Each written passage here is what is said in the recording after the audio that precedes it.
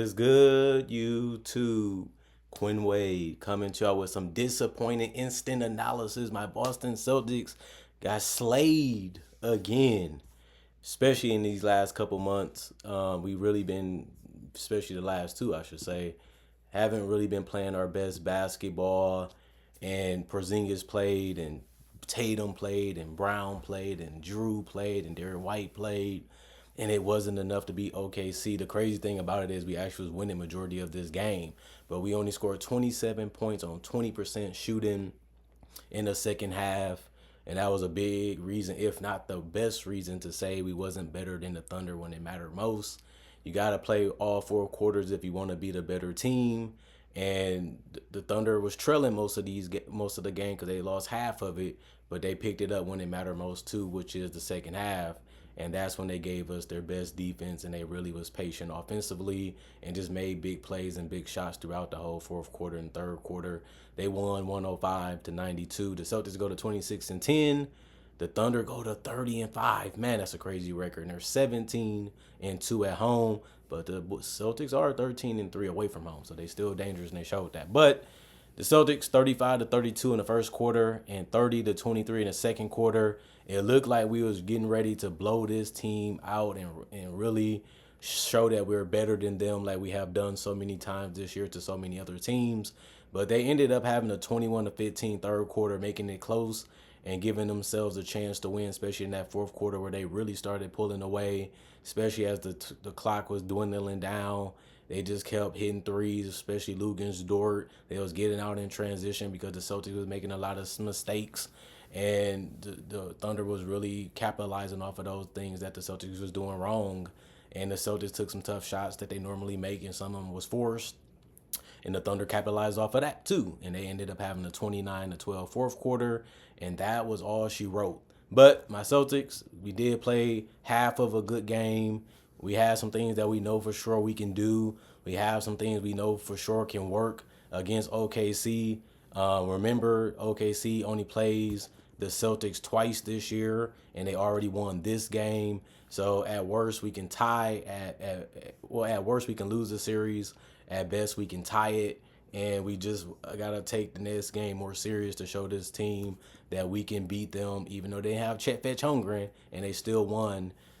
We still can put that on our marked calendar to show this is a team we want to beat before the year is over and before the playoffs start. But Jason Tatum, 26 points, minus 12 and plus minus, one personal foul, two turnovers, two steals, one assist, 10 rebounds. So he had a double-double, 20 and 10 to be exact. One of his rebounds was offensive, 10-12 from the free throw line, 2 of 6 from 3, 7-17 from the field. Kristaps Porzingis, 19 points, minus 17 and plus minus. He had 5 personal fouls, which was trouble. We really needed him, especially with the floor space and then the scoring ability and defensive reasons.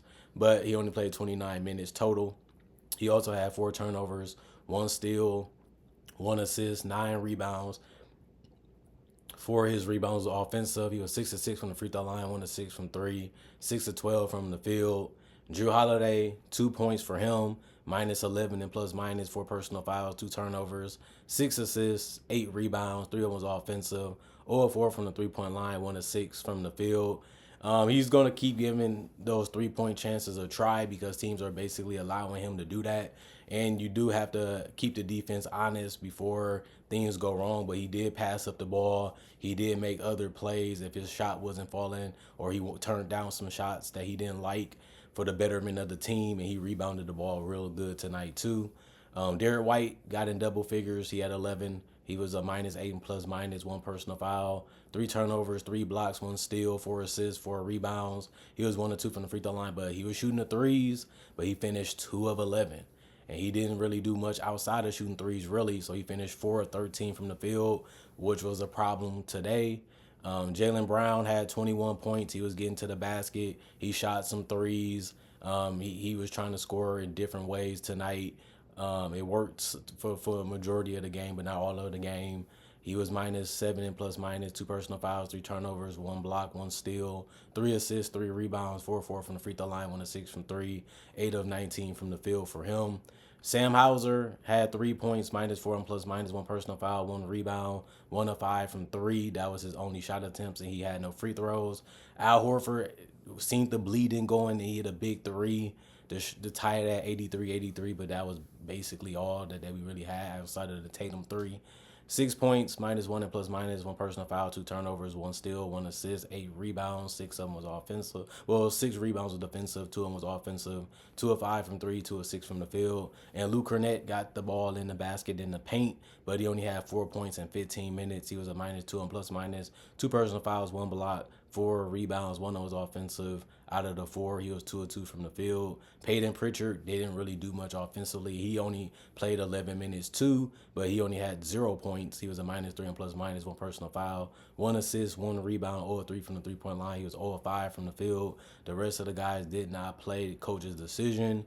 31 of 85, 36% from the field, 9 of 46, 19% from three, but they did shoot 21 of 24, 87% from the free throw line. If it wasn't for the free throws, this game could have got even worse because they really struggled in the second half to score the basketball and to knock down shots that they usually can make, but it just didn't happen tonight. When you living by that three, and they shot 46 of them, it's tough to win games against teams that can make shots just like you in the half court, and they got out in transition and got those long rebounds and burnt the Celtics very much this game.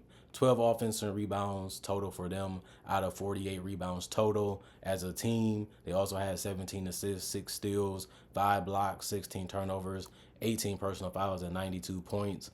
Oklahoma City Thunder, Jalen Williams had 10 plus 19 and plus minus. He got in foul trouble. He had 5 of them. 4 turnovers, 1 steal, 5 assists, 6 rebounds, 3 of 4 from the free throw line, 1 of 3 from three. He was only 3 of 10 from the field, so he didn't really do as much as you thought that he would do this game. But I like the fact he still was playmaking and still trying to find a way to come in and provide some type of offense, even though his shot wasn't falling. Isaiah Hartenstein had a nasty dunk in this game, and he finished with 8 points. Plus 11 and plus minus, 2 personal fouls, 2 turnovers, 3 blocks, 2 steals, 2 assists, 10 rebounds, 2 offensive rebounds out of the 10, 0-1 from the free throw line, 0-1 from three, 4-9 from the field. He just really been good at setting screens relentlessly, trying to play in the passing lanes, blocking shots by putting a lot of effort into being at the right spot at the right time, and just dominating the rebounds each and every game as the biggest body on the court. And I like the fact that he's fast and mobile and agile too, and he has a good understanding of the game. Shai Gilgeous-Alexander with another 30 piece, but this time he had 33, plus 12 and plus minus, 2 personal fouls, 3 turnovers, 2 blocks, 3 steals, 6 assists, 11 rebounds. So 30 and 10 for him. 2 of his rebounds were offensive, 8 of 8 from the free throw line, 3 of 6 from three, 11 of 23 from the field. That was really good to see him get the rebounds and the assists and get some steals and some blocks, because they was down in this game and they had to fight their way back against a team that they knew was going to be tough to beat.